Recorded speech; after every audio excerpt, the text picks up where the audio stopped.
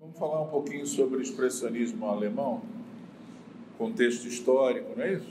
Antes de mais nada, esse movimento que aconteceu nas mais diversas artes, ele tinha também suas características com o cinema. O expressionismo no cinema tinha características tanto de estética quanto de enredo muito marcantes, como o uso de maquiagens pesadas e teatrais, cenários distorcidos e o uso de sombras, além dos temas de terror e suspense e o uso de criaturas fantásticas, como Nosferatu de Murnau. Dentro dessa perspectiva sombria, fechada, sem esperança, né? Aparece também um outro filme emblemático nesse período, que é o Nosferatu, né? Essa coisa, essa linha vampiresca de sugar, tirar, lembra esse quadro de um vampiro que vive nas trevas, não vive na luz. De novo, fazendo uma associação, né? Ele explora muito as sombras no filme, né? Como também alguns recursos em algumas sequências. Então, como é que se caracterizava essa cenografia, esse espaço? Eram cenários enviesados, assimétricos. Ou seja, havia uma falta, não eram confortáveis de serem olhados, porque a narrativa moderna traz, como um desses movimentos, o expressionismo alemão, sob o ponto de vista do conceito de como eu vou realizar um filme que se contrapõe a Hollywood. Todos os movimentos de 20 em diante, eles trabalhavam na direção de serem contrapontos à narrativa clássica americana, com final feliz, princípio, meio e fim, né?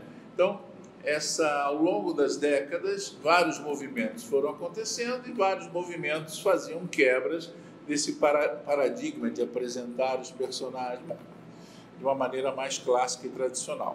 No caso específico, nós temos o filme Dr. Caligari, o Gabinete do Dr. Caligari, que foi extremamente importante para esse movimento, foi tão importante que ele ganhou até uma nomenclatura de caligarismo, pela relevância e importância desse filme, né? E você vai vendo nas sequências dos planos do filme que tem esse aspecto assim, né? Ou seja, fala a respeito do Dr. Caligari, que chega numa cidade, que vai buscar, digamos assim, a permissão para licença para expor na feira que vai acontecer, que está acontecendo na localidade, o seu sonâmbulo. Então, claro que isso se antevê de que esse cara é muito sinistro e, por consequência, manipula o seu sonâmbulo para cometer crimes na cidade. E essa coisa se vê logo no início, na medida em que o Dr. Caligari chega, é muito mal atendido, com toda uma certa disfarçatez, uma agressividade pelo funcionário público. E, obviamente, isso não vai ficar barato para esse funcionário público. A primeira vítima do Dr. Caligari foi exatamente esse homem que não o tratou com devida consideração e devido respeito.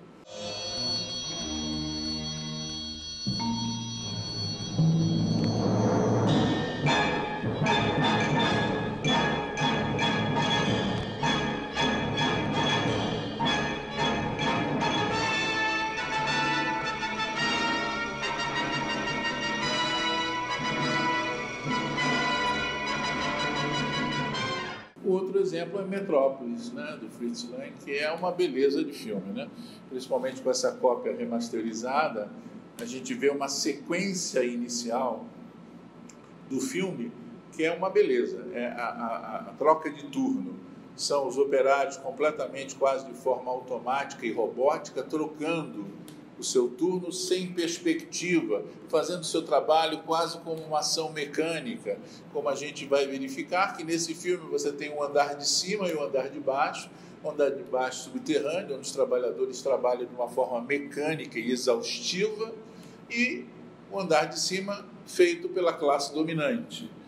Aí conta a história de um filho do grande dono dos negócios da cidade que, num dado momento, vivendo naquele mundo de ilusões, de fantasia, completamente alienado, tem um momento que ele cai a ficha quando ele vê uma mulher e as crianças, uma professora, algo assim, e ele se dá conta de que o mundo que ele vive é um mundo sem sentido, um mundo fake, um mundo fantasioso, que a realidade dos fatos é muito mais densa, muito mais pesada.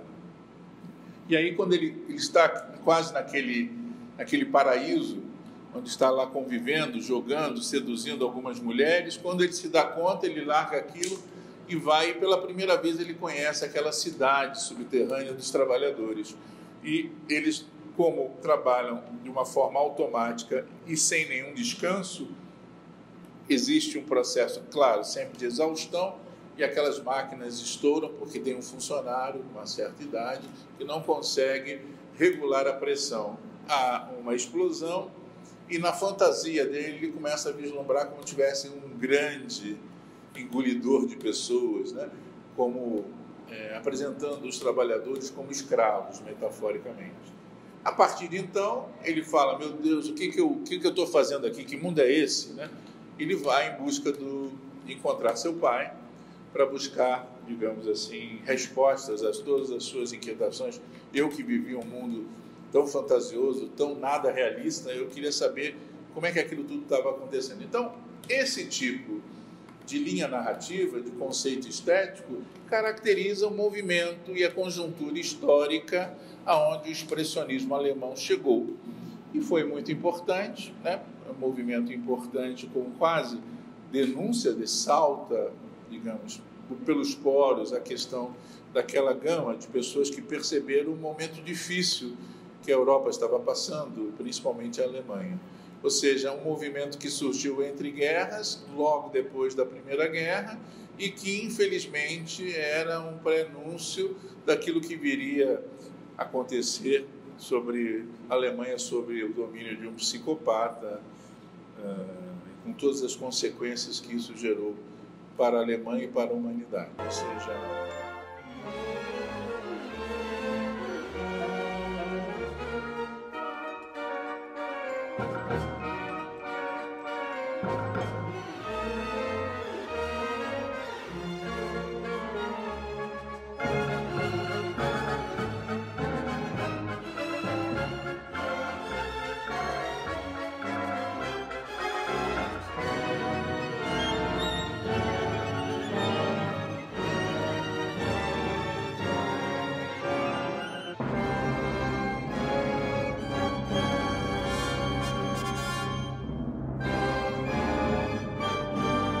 o expressionismo alemão é um precursor do gênero terror, serve como referência para tal. E por que esse movimento que surgiu na década de 20 tem determinadas características? Se explica porque a Europa vivia um momento de pós-Primeira Guerra Mundial. E esse cinema ele tem tudo para nascer pós-Primeira Guerra Mundial, onde a Alemanha vivia uma situação desastrosa. Eu gosto muito de dizer que é numa situação de crise, que é o berçário de grandes soluções, e que a arte, né, é o primeiro berçário onde as ideias florescem. Aliás, infelizmente, essa falta de perspectiva que aconteceu na Alemanha foi a origem de todo aquele processo nazista que lá aconteceu, infelizmente.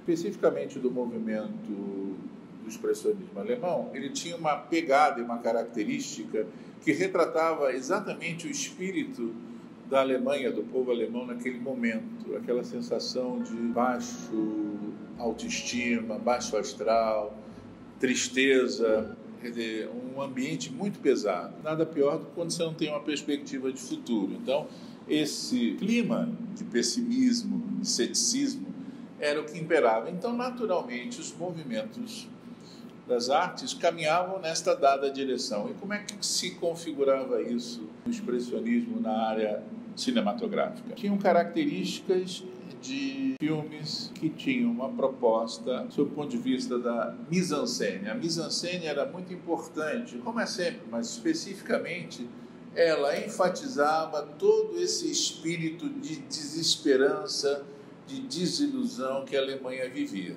Então, portanto, o que retratavam os seus filmes? Seus filmes eram torpes, eram sinistros, eram soturnos. Esse contraste do claro e escuro, né? Esse contraste dava esse espírito, dava a atmosfera do filme e, por consequência, do movimento. E nesse contexto de crise econômica, de uma crise de identidade profunda, porque os alemães estavam arrasados. Esse cinema nasce onde muitas ideias estão nascendo e estão em conflito, né? Você tem aí a Rosa de Luxemburgo defendendo o comunismo, você tem já nuances de fascismo, e nasce então este cinema buscando respostas, não o cinema, mas as pessoas buscando através da arte respostas para esse momento que eles estavam vivendo. A República de Weimar é um momento em que, através da política, um governo republicano tenta reconstruir essa Alemanha. Essa é a cara da década de 20 alemã, que não consegue se recuperar por conta da crise de 29 que vem em seguida e coloca todas essas perspectivas de uma democracia e de uma constituição abaixo. E aí então nós temos essa ferramenta nova, muito nova para a época, que é o cinema, buscando dar voz a esses vários personagens, essas personas que vivem nesta Alemanha, nesse contexto histórico. Na pintura, os dois pintores que se destacaram foram o holandês Vincent van Gogh com a obra A Noite Estrelada e o norueguês Edvard Munch com a obra O Grito. A sua obra O Grito é um dos exemplos mais famosos de temas que sensibilizaram os artistas da época. Essa atitude inédita até então para os personagens da pintura deu ênfase para as linhas fortes, evidenciando a emoção que o artista procurava expressar. Na dança e na música, a influência do expressionismo refletiu no movimento espontâneo e emocional, sempre rompendo com os modelos estéticos vigentes da época e fazendo com que cada coreografia ou letra musical tivesse seu próprio código. Os cineastas mais importantes ligados ao expressionismo foi o Murnau e o Fritz Lang, mas eles não se consideravam expressionistas. Outro cineasta expressionismo conhecido atualmente é o Paul Lehner, que antigamente não era muito conhecido por causa da sua morte precoce, mas com alguns críticos citando muito ele se torna um dos mais importantes expressionistas também. Paul Lehner é reconhecido inicialmente como diretor de arte e teve como seu maior sucesso o filme O Gabinete de Figuras de Cera, de 1924. Ele se destacaria pela realização de filmes de horror com toques de humor nos Estados Unidos, com O Gato e o Canário, de 1927, e O Homem que Ri, em 1928. Murnau ficou reconhecido pelos filmes Fantasma, de 1922, Nosferatu, também de 1922, e A Última Gargalhada, de 1924. Em 1926, ele foi trabalhar em Hollywood, e em 1927 lançou o que muitos consideravam sua obra-prima, o filme Aurora. Fritz Lang começou como escritor na Decca Bioscope e seu primeiro trabalho como diretor foi com Hablut. Teve como marco mais importante o filme O Testamento de Dr. Mabuse, de 1933. Mesmo depois da época do expressionismo, podemos ver muitas características remanescentes do movimento em obras atuais. Um diretor que conhecidamente possui muitas inspirações expressionistas é o Tim Burton. Muitos de seus filmes possuem a clássica estética expressionista, com cenários distorcidos e clima de terror e mistério, além da presença também de animais ou criaturas fantásticas. Assim como o personagem Cesário de Gabinete do Dr. Caligari serviu de inspiração para alguns personagens de Tim Burton, o personagem Coringa do Batman foi criado com base no protagonista de O Homem que Ri, de Paul Lane, lançado em 1928. Também é possível ver uma clara inspiração expressionista no filme Blade Runner, principalmente do filme Metrópolis, de 1927, dirigido por Fritz Lang. Ou seja, como não poderia deixar de ser, mais uma vez a arte emprestando a sua colaboração e o seu testemunho para uma fotografia, para, digamos, um retrato do momento que ali se vivia. O expressionismo alemão, portanto, faz parte da história do cinema e, obviamente, um movimento muito importante.